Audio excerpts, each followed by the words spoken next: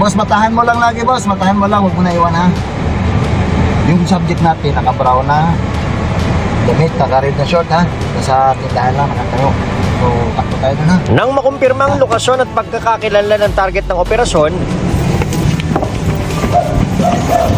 agad pinasok ng mga operatiba ng Northern Police District Special Operations Unit ang eskinitang ito sa Bagong Silang, Caloocan. Pusas.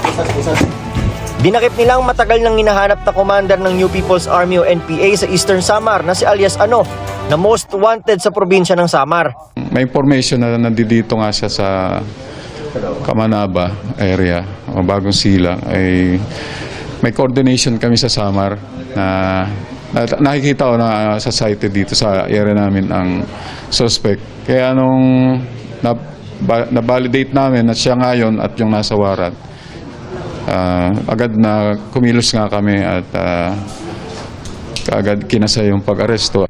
Tinutugi si alias Ano dahil sa mga kasong robbery with murder noong 2008 at attempted murder noong 2018. Base rin sa record ng PNP, may attempted direct assault case din laban sa kanya noong 2015. Meron siyang record ng encounter kung saan may encounter doon sa Samar at may mga namatay na sundalo, may nawalang baril, may isang namatay na sundalo doon, tapos may mga nawalang mga baril na kuha ng NPA ngayon.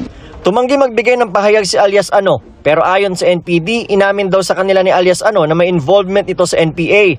Hawak ngayon ng NPD si alias Ano na nakatakdang ibiyahe pa Samar para harapin ang kanyang kaso.